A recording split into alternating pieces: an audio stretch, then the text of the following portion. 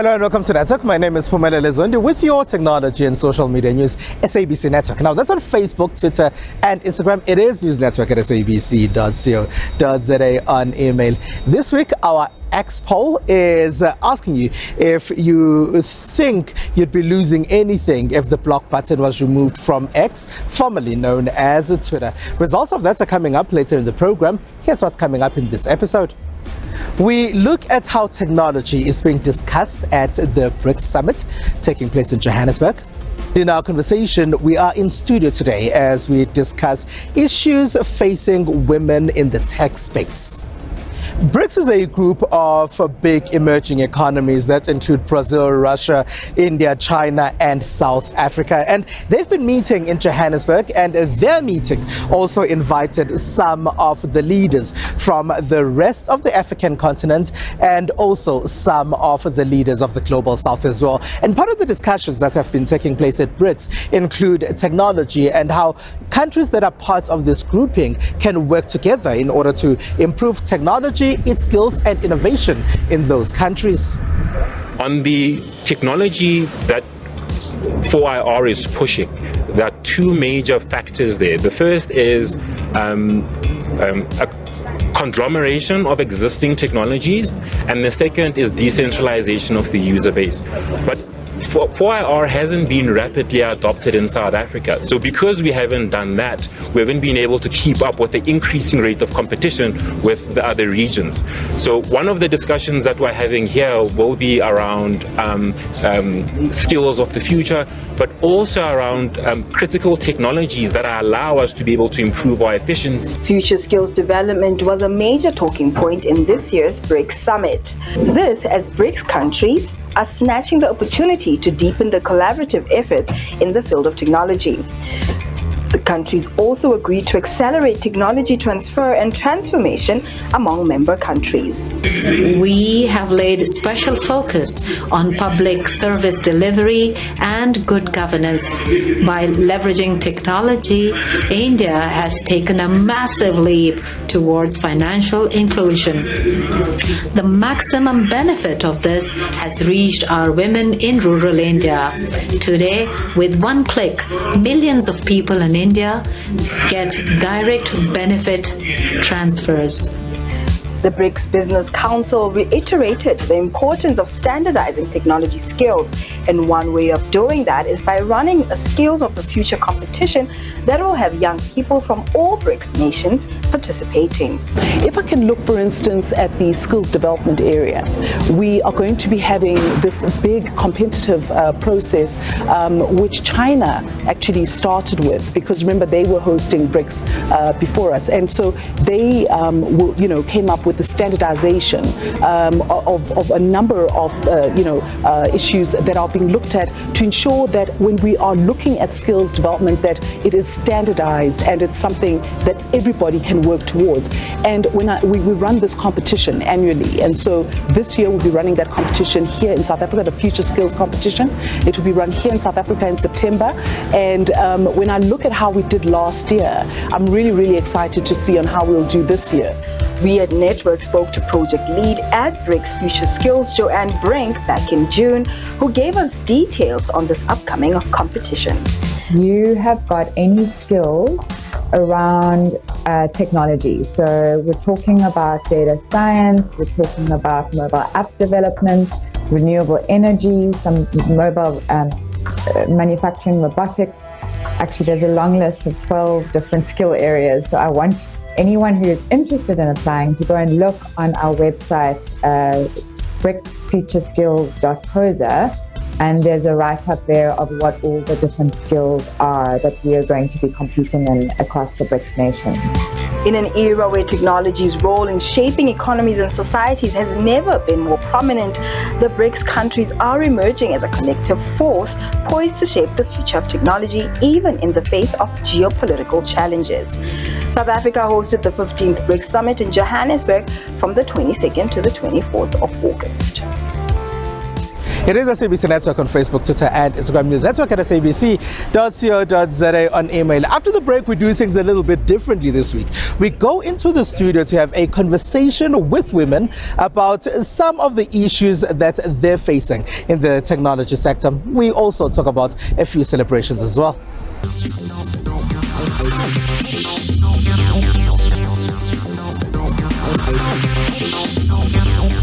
You're still on Network. We are on SABC Network. Now, that's on Facebook, Twitter, and Instagram. It is News Network at sabc.co.za on email. As we continue our celebration of women in the tech space this Women's Month, we ask some women who are in this space about some of their thoughts about the space that they're in.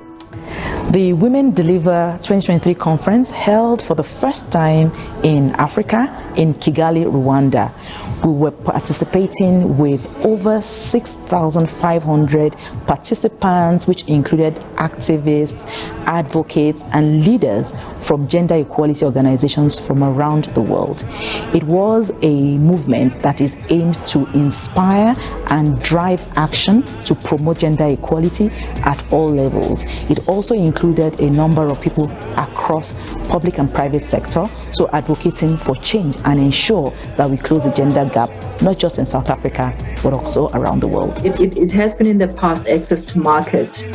And I think one is also because, our field, for example, the geospatial industry is not very well known. And there aren't obviously many women within that. As you have seen in other industries as well, women tend to only join, the fields much later. I mean, it's a scientific field already. There's little of us, so many people are so used to interacting, with males within the field. So when you come as a woman, no one is too sure what you are coming with. They're also not too sure if you are actually capable. There are several topics that are being discussed, which is to spark and drive change, to grow women, to close the economic gap that women have, to close the education gap that women have, to close the pay gap. All issues that affect women in the public as well as the private space, in our homes as well as in our workplaces. And then P&G led a panel, Together We All Lead. And the intent of this panel was to drive change and advocate for the changes that we need to ensure that we can empower more women and girls to reach their fullest potential in the shortest time possible. So we have to work twice as hard. I've had to work twice as hard. I've had to knock on doors, and first prove myself before I can be given an opportunity. Whereas, in most cases with our male counterparts, things would be happening, immediately. But I'm grateful now that, as a business, we have grown from that, through partners that have worked with us to give us, those access to opportunities, so where we can be able to have a voice, as women within a very niche industry. Our plans to engage and grow women goes beyond the conference. We will continue to advocate for change. We will continue to provide resources to ensure that more and more women and girls get educated, have access to economic opportunities. Now, a lot of stats say that there is a shortage of women in the technology space. For example, We Think Code has said that they try to attract a lot of women to come and learn how to code so they too can be part of this digital revolution that everyone is talking about. But the struggle is attracting young women, especially who come from townships in South Africa. To talk to us about the struggles and some of the successes of women in tech as we continue with our celebrations of Women's Month is Lavina Ramkisoon, who describes herself as a futurist. Hello, and thank you very much, Lavina, for joining us. Thank you so much for having me. All right. We also have Nosipho Maketo van der Pracht, who is a founder and owner of Chocolate Tribe. Now, Chocolate Tribe does special effects and animation for a lot of films across the African continent and even overseas as well. And she does a lot of work in the tech space aside from special effects. Hello, and thank you very much for being a part of our network, Nosipho. Thank you. Thank you for having me. All right. Nosipho, maybe if we start with you, Sure. In terms of special effects, would you say it's still a widely male-dominated industry?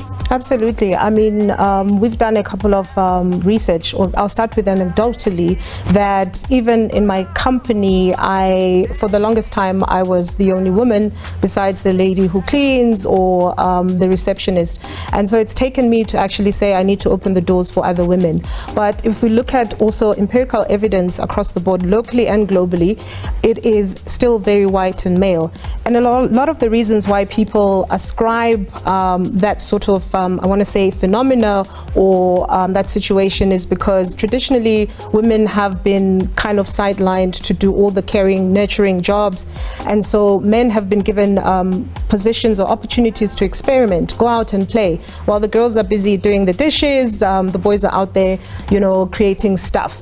And because of that, we have narratively brought this whole situation. And so it isn't an easy thing to kind of like overcome, because we also have to teach the women to come out of that narrative. And so definitely from both an empirical and anecdotally, I see that across the board. But we are doing our bit to make sure that as women, and having Lavina here is amazing as a technologist, that us being here is an act of revolution or changing that narrative as well. So yeah. Lavina, Nosipho is mentioning what possibly could also be some mental blocks when it comes to women because of perhaps what society has trained women to be. I also made an example with Think Code, for example, which also says they struggle to attract especially black women who come from townships to get into coding. What do you think needs to be done in order for us to then get rid of that mental block that a lot of young women might have that might block them from technology? I think that's such an important question, and it's got to be multifaceted, right? So whether we start with ourselves and not allowing ourselves to succumb to societal pressures and sort of stigmatism. The second could be even from a family perspective, and then third from a community perspective, and then fourth, from a country level and political or even cultural, right?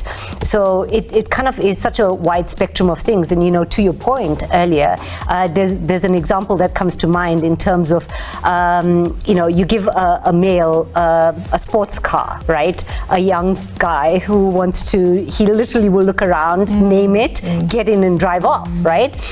You give that to a female, and she would literally not look around the car. She would open the car door, get in, understand what her dynamics are, where all the gadgets are. She'll start the car and she'll drive, but she'll drive very cautiously, right? And this is somewhat attributed back to leadership and the concept of accountability, where women are seen to take a lot more accountability and to drive that narrative, whereas our male counterparts probably not as much. So I think to answer the question, there's obviously cultural mindsets that need to change. There's individual mindsets, and we can do that through a supportive ecosystem with each other. You mentioned what could be analytical skills that women bring. Do you think these are valuable in tech? Absolutely, 100%. So we kind of see the need of data scientists, data engineers, software engineers, kind of have more female components to them than male components. And there is statistically a reason for that.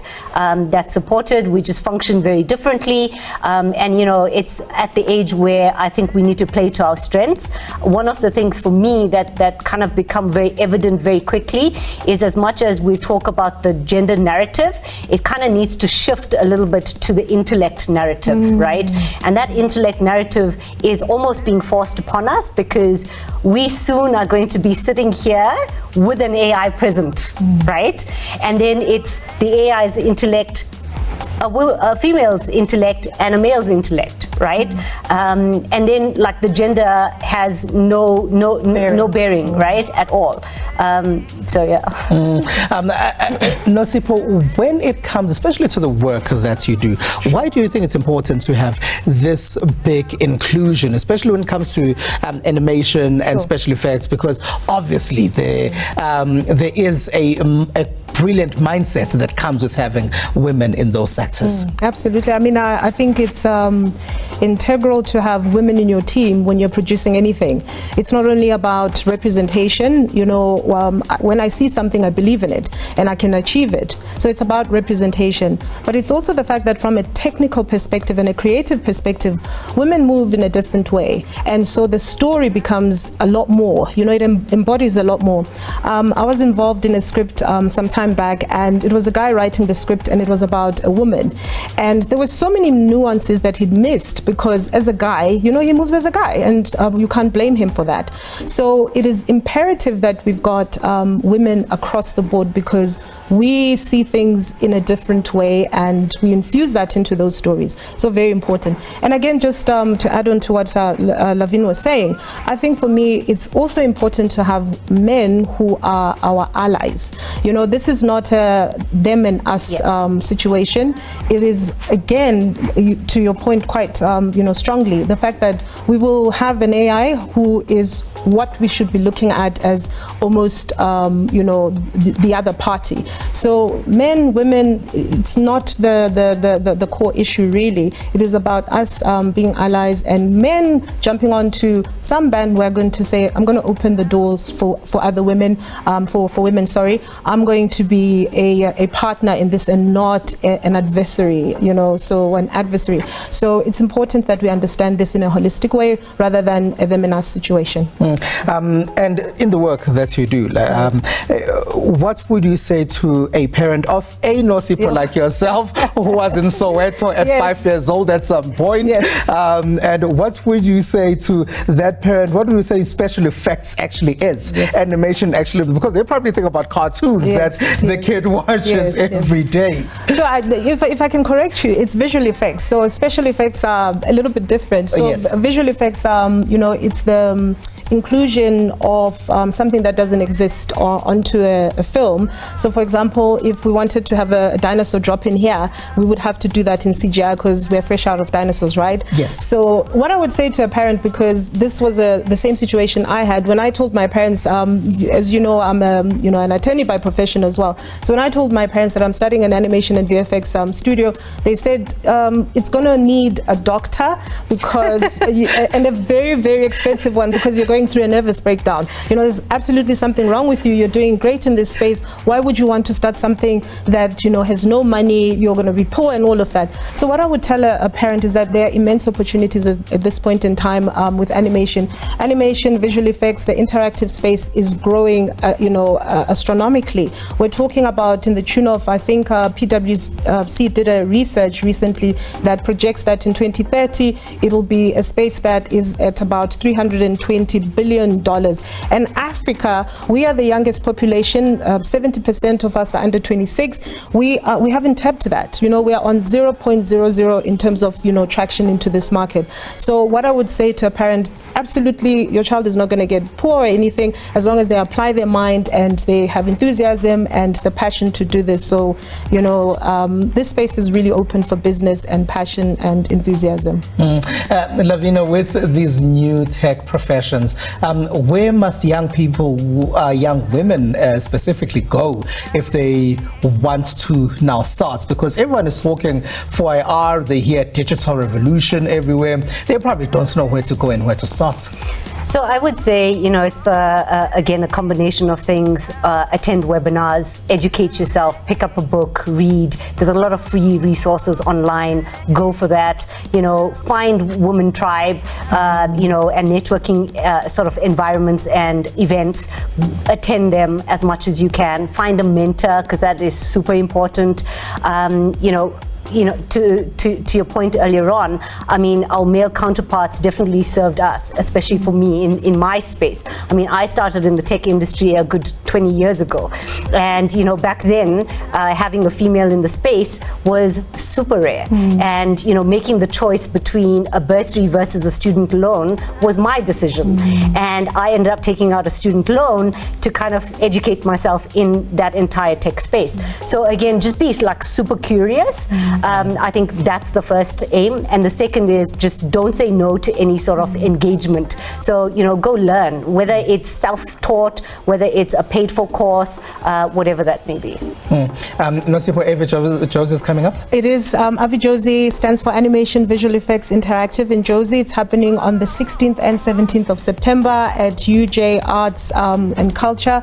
We would like everybody to come. It's a free event, so come and learn about visual effects, animation, the interactive space, and and let's have some fun.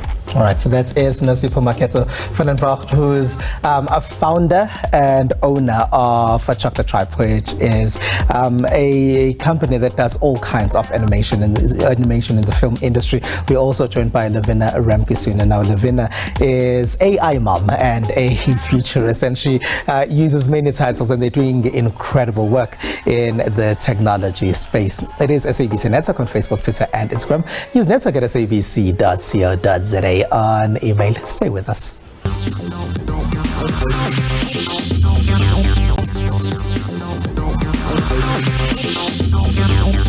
SABC Network on Facebook, Twitter, and Instagram. Welcome back. Here's what else took place in the rest of the world in the tech space.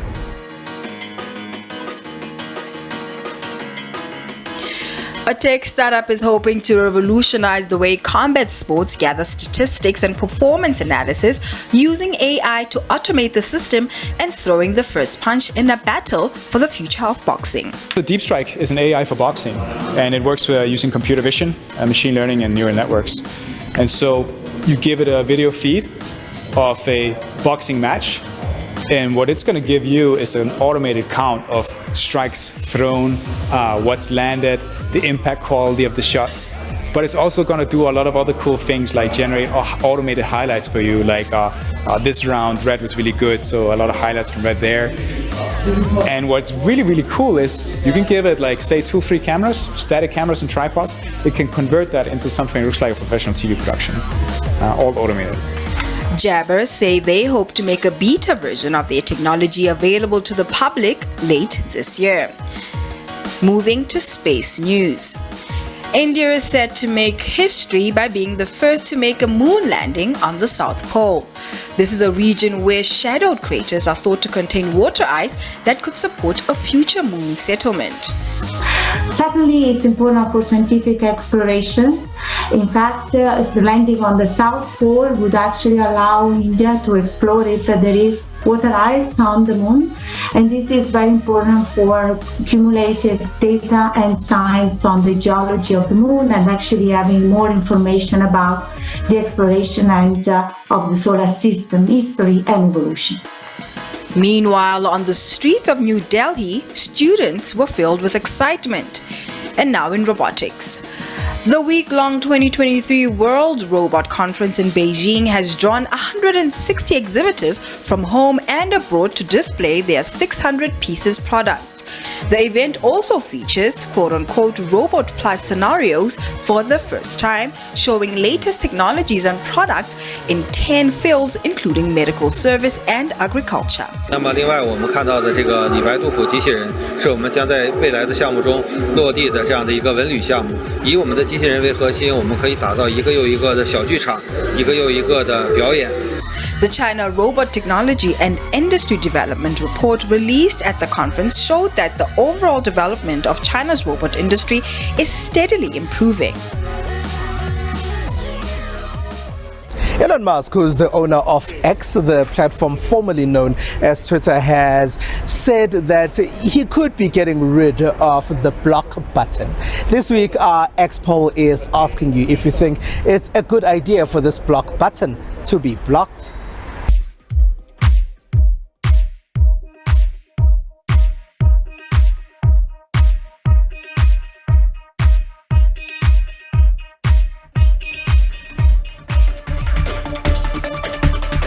All right, and that's it. So that's all we have for you. Find us on SABC Network on Facebook, Twitter, and Instagram. It is News Network at sabc.co.za on email. From me, Spumelele Zondi, and the rest of the network team, have a good one. Bye-bye.